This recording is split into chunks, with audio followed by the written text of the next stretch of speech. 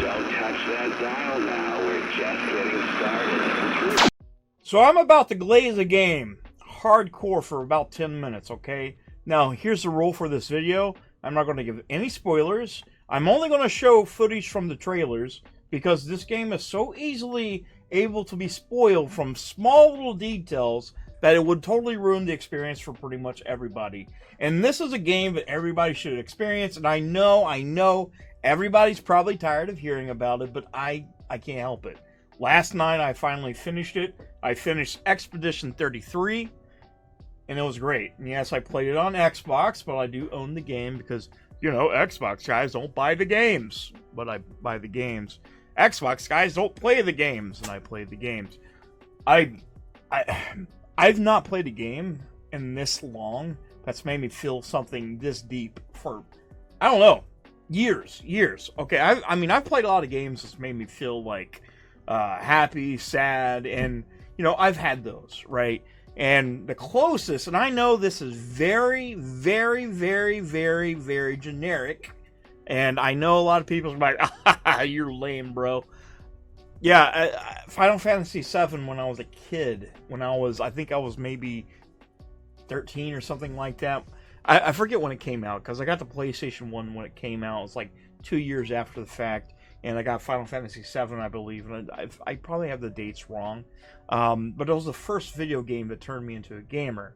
Ever since playing Final Fantasy VII, I've been a gamer ever since, and I've played different games, different genres, experienced so many different games, and Expedition 33 did something to me that I haven't felt in a video game probably since then.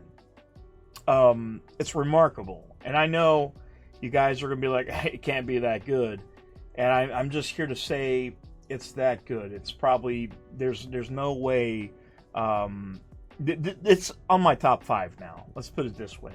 And I had a list that hasn't been changed for years. And to be on my top 5 and the top 10, that definitely means something, especially if you're in the top 5. Because here, FF7, number 1, Resident Evil 3, Halo 3, Metal Gear Solid 4, and Clair Obscur. Yeah, and I probably miscounted too. There are so many things. It's memorable about this title. The story, the acting, the gameplay, the art style, the soundtrack, which I'm going to buy on vinyl. I have to buy the soundtrack to this game.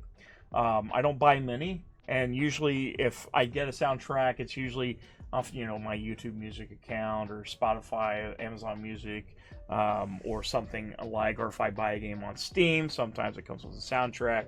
But this is one of those games I'll be definitely buying it. If it was ever a case, and I'm not trying to justify $80 games here, but if there's ever been a case for that to be a thing, this game probably would be it, right? This is probably going to be it. But don't do that. I'm glad it came out at $50, because if it came at $80, not that many people would buy it, and that's easily justified to take that action, because fuck the game industry. I think this game is going to do something to the game industry that it actually needed. As of late, we had a few games like we've had Elder Scrolls Oblivion came out for $50. Then we had this game, Expedition 33. Now we're going with Doom, which, by the way, I'm sick, still sick. Doom just came out, and I think I bought the premium edition on Steam, which, by the way, will be streaming this Friday. I'm getting my stream stuff already because I haven't streamed in so long.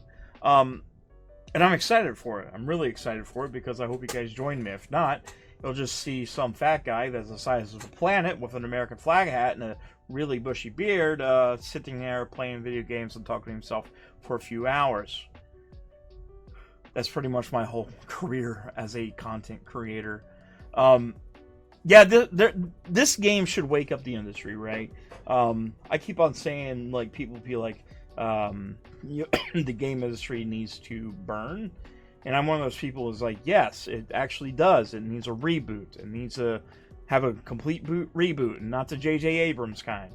It just needs to be burnt to the ground and arise with studios that made that. And there's another game that I'm looking forward to that I picked up. It's called The Midnight Walk. There should be room for all types of games instead of the AAA experiences that we're so used to that are designed by committee. And games like that, like Expedition 33, is just something so nice, and it's kind of great, right? We've been seeing a lot of new IP just coming out of the blue. We have Liza P. We have Stellar Blade 1. We have that one. That was pretty cool. See what else we have. We have Expedition 33. I'm pretty sure there's more Midnight Walk. I don't know because there's not that many new IP anymore. Elden Ring? But it was established within the Soul series, but you don't see a lot of new IP anymore, and seeing something like that and becoming successful, even though it's on Game Pass, because Game Pass something cannibalizes sales or something, even though they sign up to be a part of Game Pass and get some money up front, then get good word of mouth, then people on Xbox can still buy the game. For some odd reason, people forget that it actually exists. They actually think that if you own an Xbox and you're subscribed to Game Pass, or you're on PC, you subscribe to Game Pass, that you can't buy the games.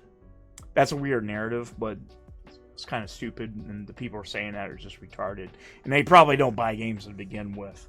But it's just nice to see like new IP coming out from new studios becoming really successful without these big marketing pushes, without these ginormous sums of money that it takes to make these things. Like, what's the budget on, Concord, Assassin's Creed, Call of Duty? I mean, even Grand Theft Auto 6 is supposed to be in the billions, apparently. But, this studio came out of, from people from Ubisoft and decided to make a studio because it was bored.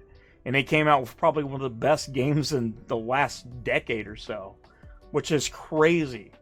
Crazy as fuck. You can feel it. There's so much like going on in the game.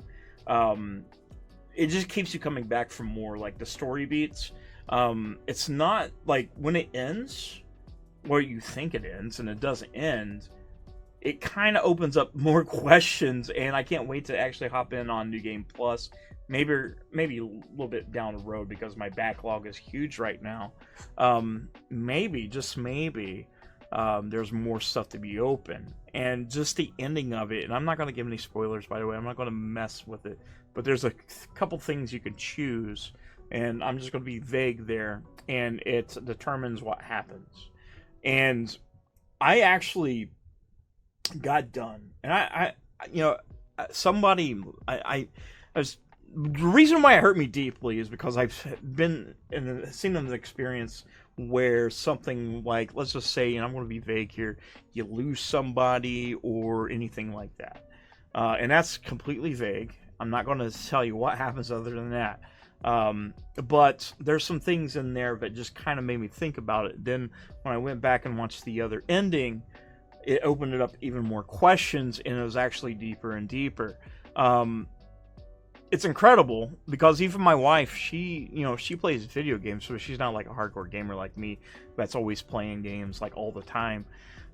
She even had her feelings about it, and she actually looked up spoilers for the game, and she knew what was going on, but she didn't know what was happening after a certain point of the game. So we both kind of experienced that together.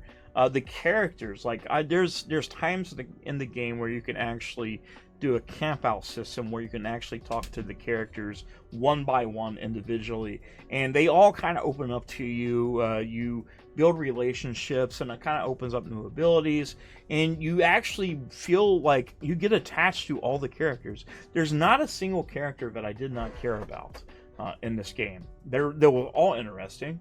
They all had crazy backstories, sad for the most part. And by the way, this game is not for this is not a happy game. It can be in some parts, and one of my favorite things is there is a certain character that you travel with, and it travels. It's basically Final Fantasy VII's Highwind. but it's a thing that talks. It's sentient. And that's as far as I'm going to go with it, but you can actually talk to this thing, build relationship, and it's probably one of the best characters in any game ever, like for a side character that really just there. He's funny, he's fun to talk to, and like, man, I know I'm glazing this really hard. The music is just it's ungodly good, right? It's really fucking good. I kind of feel embarrassed. I feel like I want to marry this game. But yeah, like all day today, it's all I thought about. It's like, what the stuff that happened at the end and how it can correlate with things like loss and stuff like that. Especially if you've been through it yourself, or making a big decision that, you know, could cause a lot of repercussions for more than one person. It's not like your standard RPG decision either. It's very, very deep, and it continues to be deep. The story beats just continually to be really good. There's a ton of surprises, and you think you know where it's going, and it doesn't go there. Actually, the prologue itself is pretty fucking sad. And all of Act 1, and at the end of Act 1, it's devastating. Dare I say, it has one of its Final Fantasy VII moments. Yes, I'm referencing Final Fantasy VII again. Please, fuck off, I don't care. Man, it's so good, it's so good. And here's the thing. If there's any game you want to play this year, if there's any way you can put away your backlog for a minute. If you have Game Pass or if you buy it, whatever platform, hopefully it comes out on the Switch too. I mean, it's on PC, it's on Xbox, it's on PlayStation, whatever you want. It's on there. You can cloud stream. It's on a subscription service. But I think it's one of those games you love, and even Rogue loves it. Rogue really loves it. But I just couldn't put it down. I just really couldn't put it down, and it's definitely a game of the generation.